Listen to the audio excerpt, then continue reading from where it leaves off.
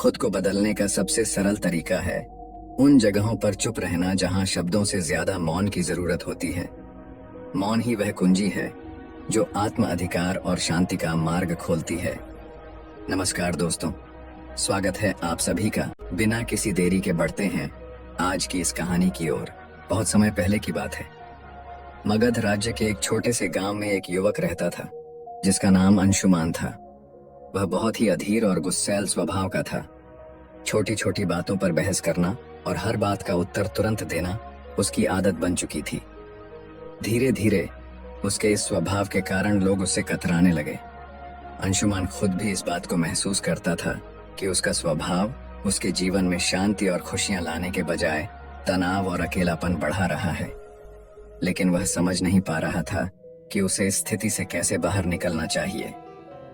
एक दिन उसने सुना कि पास के जंगल में भगवान बुद्ध का प्रवचन हो रहा है। बुद्ध के बारे में उसने बहुत कुछ सुन रखा था। उनकी करुणा, उनका ज्ञान और उनके द्वारा दी गई जीवन की शिक्षाएं। यह सुनकर अंशुमान ने सोचा, शायद मुझे मेरे सवालों के जवाब वहां मिल जाएं। वह जल्दी ही प्रवचन स्थल पर पहुंचा। वहां बड़ी भीड़ जमा थी। बुद्ध अपने सरल और स्पष्ट शब्दों में जीवन की गहराइयों को समझा रहे थे। उसी समय बुद्ध ने सभा को संबोधित करते हुए कहा, यदि तुम अपने जीवन में सच्चा बदलाव लाना चाहते हो तो 10 जगहों पर चुप रहना सीखो। यह सुनकर अंशुमान को कुछ आशा की किरण दिखी। प्रवचन समाप्त होने के बाद वह बुद्ध के पास गया और उनके चरणों में झुककर बोला, भगवान, आपने कहा कि बदलाव लाने के लिए 10 जगहों पर चुप रहना चाहिए। कृपया मुझे विस्तार से समझाइए कि ये 10 जगहें कौन सी हैं और मैं उन्हें अपने जीवन में कैसे अपना सकता हूँ। बुद्ध मुस्कुराए और बोले, यह जानने के लिए तुम्हें धैर्य, अनुशासन और आत्मनिरीक्षण की आवश्यकता होगी। अगर तुम इन शिक्षाओं को अपनाने के लिए तैयार हो तो मेरे साथ चलो। अंशुमान ने सहमति जताई और इस तरह उसकी यात्रा शुरू हुई। पहला स्थान, जब कोई तुम्हारी आलोचना करे। बुद्ध ने अंशुमान को पहले स्थान की शिक्षा दी। अंशुमान, जब कोई तुम्हारी आलोचना करे तो चुप रहो। आलोचना तुम्हारे लिए सीखने का अवसर है। यदि तुम गुस्से में प्रतिक्रिया दोगे तो तुम कुछ भी नहीं सीख पाओगे।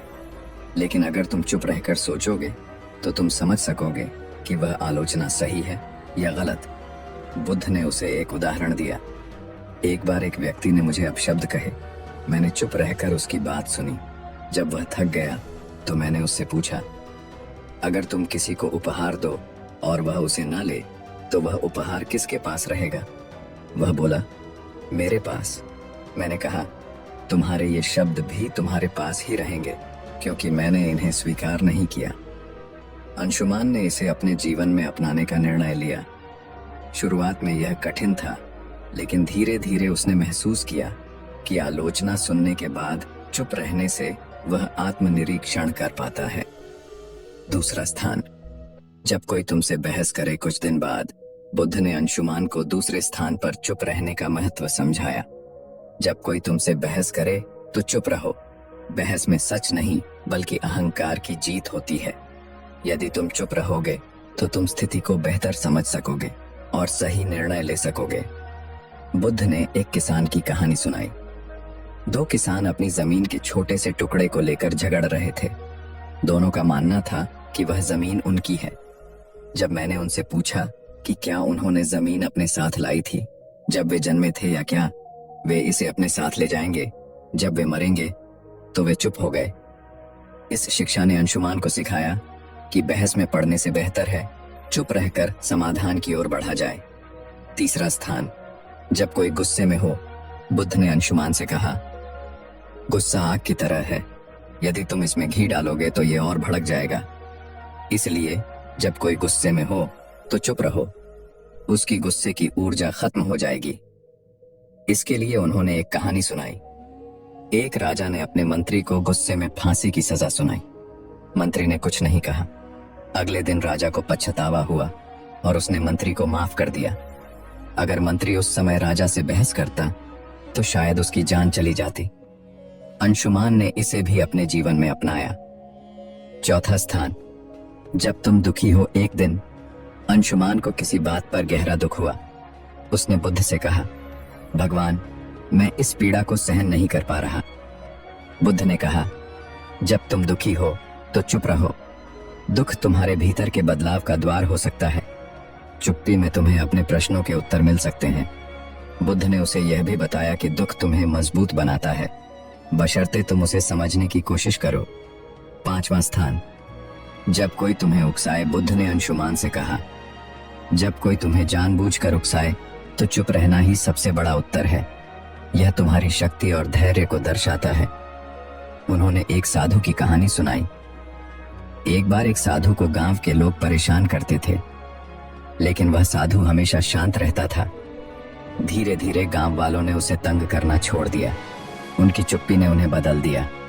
6ठा स्थान, जब तुम्हें दूसरों की मदद न करनी हो।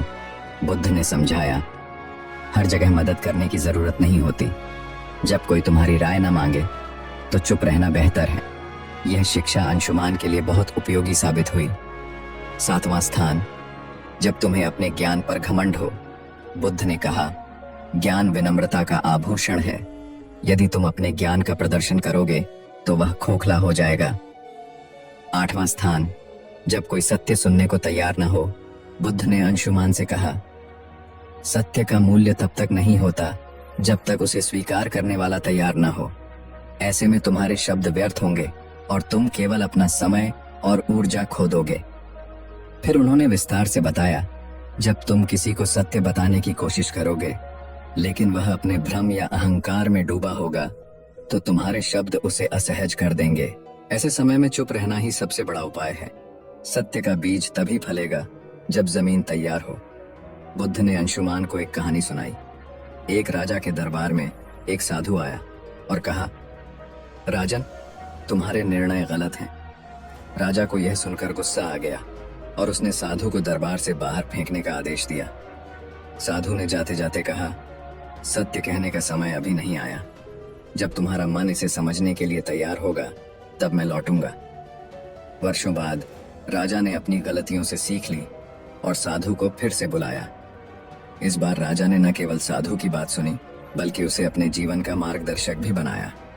बुद्ध ने अंशुमान को समझाया, सत्य का प्रभाव तभी होता है जब सुनने वाला उसे ग्रहण करने के लिए तैयार हो।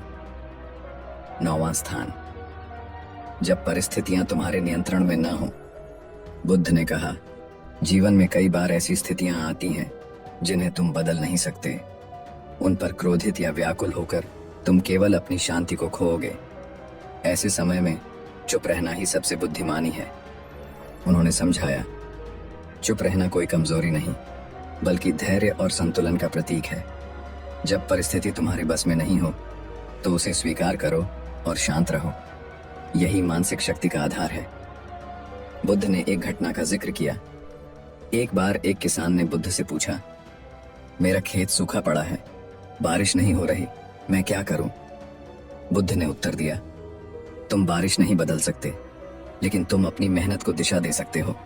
चुप रहो और अपने खेत के लिए वैकल्पिक उपाय खोजो। शांति से सोचो और समाधान खुद आ जाएगा। किसान ने यही किया और जल्द ही उसकी समस्या हल हो गई। बुद्ध ने कहा, जब परिस्थितियां तुम्हारे नियंत्रण में न हो तो चुप रहकर धैर्य और समाधान की दिशा में काम करना ही तुम्हारी सबसे बड़ी ताकत है। 10वां स्थान, जब तुम्हारा दिल भर जाए। बुद्ध ने अंशुमान से कहा, जब तुम्हारा हृदय कृतज्ञता, प्रेम और शांति से भर जाए तो इसे शब्दों की आवश्यकता नहीं होती। ऐसी स्थिति में चुप्पी स्वयं एक भाषा बन जाती है। यह तुम्हारे भीतर की सबसे बड़ी खुशी है। उन्होंने इसे और स्पष्ट करते हुए कहा, कृतज्ञता का सबसे शुद्ध रूप मौन में प्रकट होता है। जब तुम अपने जीवन में आनंदित महसूस करो तो इसे बाहरी अभिव्यक्ति की आवश्यकता नहीं होती। यह चुप्पी तुम्हारी आत्मा की खुशी का प्रतीक होती है। एक प्रेरणादायक कथा। बुद्ध ने अंशुमान को एक छोटी कहानी सुनाई। एक बार एक शिष्य को उसके गुरु ने आत्मज्ञान का अनुभव कराया। शिष्य का हृदय कृतज्ञता से भर गया। उसने गुरु से कहा, मैं आपको धन्यवाद देना चाहता हूं, लेकिन शब्द पर्याप्त नहीं लगते। गुरु मुस्कुराए और बोले, तुम्हारी चुप्पी ही मेरे लिए सबसे बड़ा धन्यवाद है, इसे बनाए रखो। बुद्ध ने समझाया, जब दिल भर जाए तो शब्दों की आवश्यकता नहीं होती। मौन, तुम्हारी सबसे बड़ी अभिव्यक्ति है। अंशुमान ने जब बुद्ध से 10 जगहों पर चुप रहने का ज्ञान लिया तो बुद्ध ने उसे तुरंत अभ्यास में डालने का निर्णय लिया। उन्होंने कहा, ज्ञान का मूल्य तभी है जब इसे जीवन में लागू किया जाए। मैं तुम्हें कुछ परीक्षाओं से गुजरने का अवसर दूंगा। इन परीक्षाओं से तुम सीखोगे कि चुप्पी वास्तव में तुम्हें कितना बदल सकती है। अंशुमान ने सहमति दी और बुद्ध के मार्गदर्शन में अपने जीवन के इस नए अध्याय की शुरुआत की। बुद्ध ने अंशुमान को एक गांव भेजा जहां लोगों को उसकी पुरानी आदतों के बारे में बताया गया। जैसे ही अंशुमान वहां पहुंचा, लोगों ने उसे बुरा भला कहना शुरू कर दिया। गांव वालों ने कहा, तुम्हारे जैसे लोग कभी नहीं बदल सकते। तुम हमेशा दूसरों को दोष देते हो। तुम यहाँ क्यों आए हो? अंशुमान का स्वभाव था कि वह तुरंत जवाब दे और खुद को सही साबित करे, लेकिन इस बार उसने बुद्ध का बताया पहला स्थान याद किया। जब कोई तुम्हारी आलोचना करे तो चुप रहो। वह शांत खड़ा रहा। धीरे धीरे गांव वाले थक गए और उसकी चुप्पी देखकर हैरान हो गए। उन्होंने महसूस किया कि वह बदल चुका है। अंशुमान बुद्ध के पास लौटा और कहा, भगवान, चुप रहना कठिन था, लेकिन इससे मुझे एक नई ऊर्जा मिली। बुद्ध मुस्कुराए और बोले, यही पहला कदम है। अब अगली परीक्षा के लिए तैयार हो जाओ। दूसरी परीक्षा। जब कोई बहस करे, बुद्ध ने अंशुमान को एक व्यापारी के पास भेजा जो हमेशा अपने ग्राहकों से बहस करता रहता था। बुद्ध ने कहा, इस व्यापारी से कोई सवाल पूछो और जब वह बहस करे तो चुप रहो। अंशुमान व्यापारी के पास गया और पूछा, आपके सामान की कीमत इतनी अधिक क्यों है? व्यापारी तुरंत गुस्से में आ गया और बहस करने लगा, तुम्हें क्या पता कि मैं कितना मेहनत करता हूं? क्या तुम मेरे काम की कद्र नहीं करते? अंशुमान ने बुद्ध के दूसरे स्थान को याद किया। जब कोई बहस करे तो चुप रहो। वह शांत खड़ा रहा। उसकी चुप्पी ने व्यापारी को सोचने पर मजबूर कर दिया। उसने महसूस किया कि बहस का कोई अर्थ नहीं है। तीसरी परीक्षा। गुस्से का सामना करना। अब बुद्ध ने अंशुमान को एक ऐसे व्यक्ति के पास भेजा जो अपने गुस्से के लिए कुख्यात था। अंशुमान को उसके पास जाकर मदद मांगने को कहा। उस व्यक्ति ने गुस्से में कहा, तुम्हें मुझसे मदद चाहिए? तुम्हारी हिम्मत कैसे हुई? अंशुमान ने पहले की तरह जवाब देने की बजाय चुप रहने का निर्णय लिया। धीरे धीरे उस व्यक्ति का गुस्सा शांत हो गया। उसने कहा, तुमने मुझे जवाब क्यों नहीं दिया? क्या तुम डरे हुए हो? अंशुमान ने कहा, मैं आपके गुस्से को नहीं बढ़ाना चाहता था। उस व्यक्ति ने महसूस किया कि चुप्पी में शक्ति है। चौथी परीक्षा। दुख का सामना करना।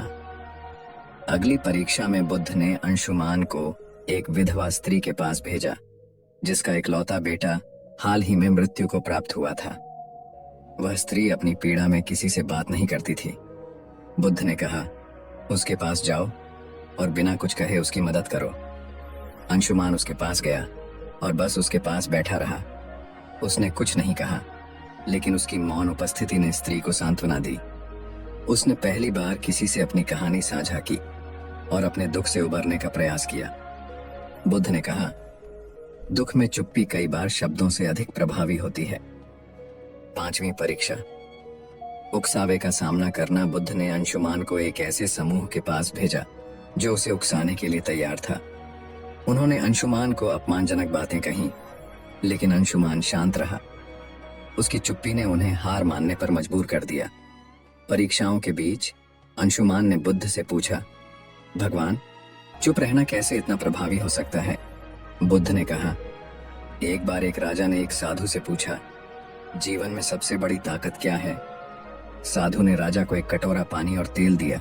उसने कहा, पानी और तेल को मिलाओ।